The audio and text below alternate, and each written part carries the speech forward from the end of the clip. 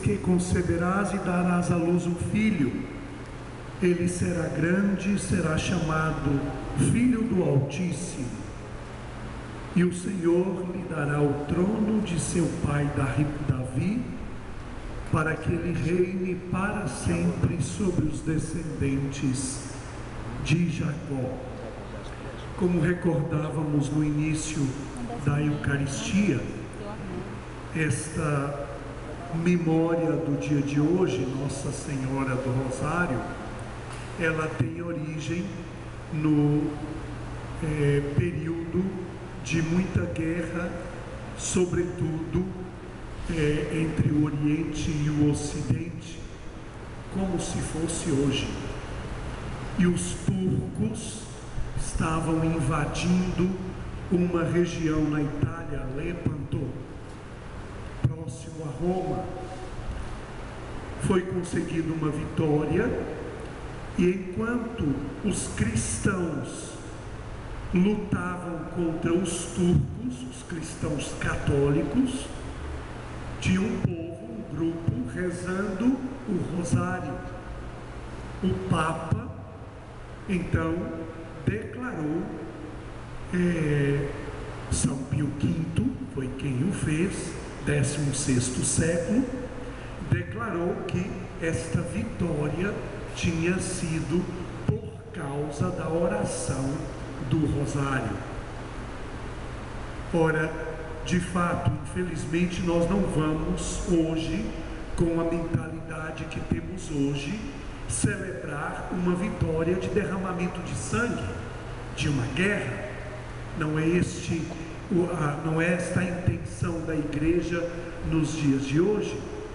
Porém, a liturgia, a palavra do Senhor proclamada hoje, nos convida a adentrarmos no sentido da existência de Maria para a vida da Igreja, mas ao mesmo tempo, até mesmo de estarmos vendo a história do próprio rosário na Igreja, que não vai ser a questão para estarmos conversando aqui nesta homilia.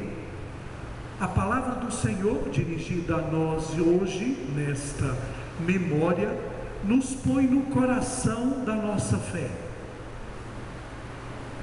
Os discípulos, e estavam com eles também Maria, após a ressurreição de Jesus, se colocaram numa atitude de total oração.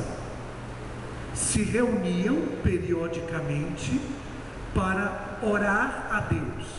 E é interessante sabermos que desde a era apostólica, após a ressurreição e a ascensão do Senhor, até os primeiros séculos da era cristã, pelo menos até o 6º, 8º século da era cristã, a Igreja rezava com os salmos. A oração dos discípulos eram os salmos. Mais tarde, eles iam até mesmo ao templo, como iam os judeus também rezarem os salmos. Os primeiros cristãos também o faziam, iam ao templo para rezar com os salmos. Mas nas casas, antes de irem ao templo, os cristãos se reuniam, os discípulos, aqueles que seguiram a Jesus, aqueles que conheceram o Mestre, que ouviram o Mestre, os apóstolos e vários discípulos, se reuniam para orar. E qual era o conteúdo da oração?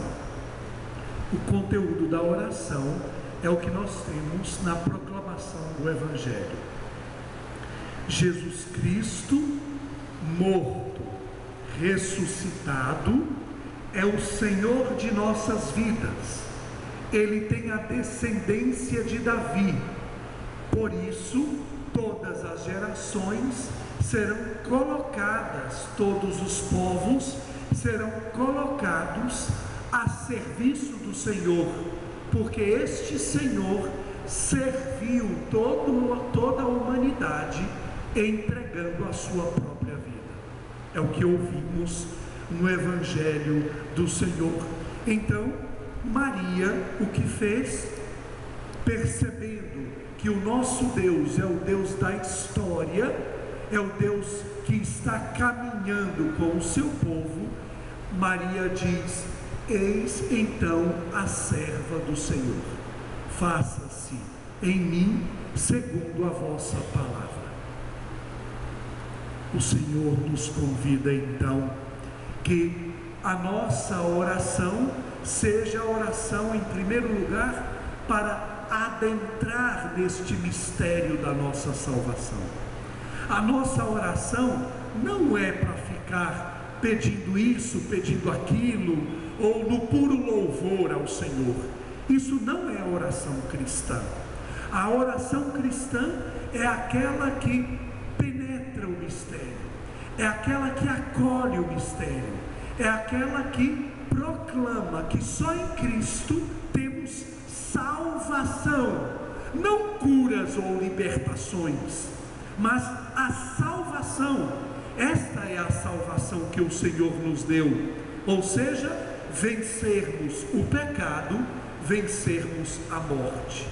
Este é o sentido da oração cristã. Por isso nos reunimos para celebrar a Eucaristia, alimentados pela palavra do Senhor, alimentados pelo seu corpo e sangue. E é esta alimentação que nos dá a garantia de que o Cristo nos deu a salvação. Por isso mesmo, ao vir para a comunhão e escutar do ministro o corpo e sangue de Cristo, nós respondemos amém. Aqueles que não respondem amém, eu costumo até dizer amém, para ver se a pessoa responde, porque ao comungar, nós estamos acolhendo, aceitando e participando desta salvação. Aquele que se fez humano, se tornou filho de Davi, se tornou salvador da humanidade. E Maria contribui para esta história de salvação. Vem então a nossa missão no mundo. Também nós, a partir desta experiência celebrativa